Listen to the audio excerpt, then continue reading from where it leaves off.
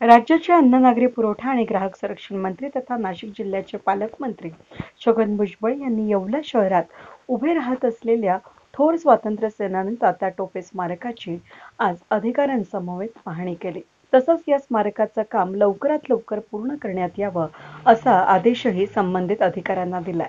यावेळी नगराध्यक्ष बंडू क्षीरसागर, नगरसेवक निसार शेख, मुश्ताक शेख, निसार निंबूवाले, गणेश शिंदे, गटनेता प्रवीण बनकर, अहमद शेख, मुशरीफ शहा, मलिक शेख, प्रमोद पाटील, दीपक लोणारे, सुधीर पैठणकर, प्रसाद पाटील, भरत कानडे, अविनाश कोक्कर, भाऊसाहेब धनवटे, सचिन सोनवणे, विशाल परदेशी, सुभाष गांगुर्डे, सुमित थोरात, मुख्याधिकारी संगीता नांदुरकर यांच्यासह अधिकारी आणि नगरसेवक उपस्थित होते.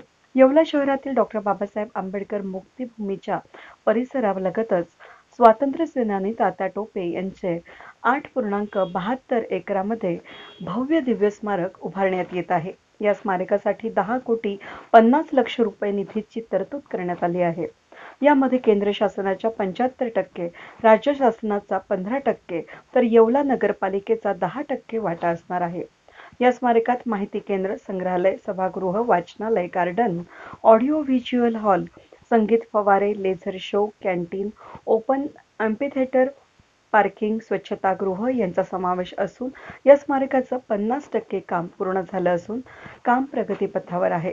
या कामाची पाहणी करून स्मारकाचं काम लवकरात लवकर पूर्ण करण्याचे आदेश दिलेत. वेद न्यूजसाठी व्हिडिओ जर्नलिस्ट अजय नागरे, येवला.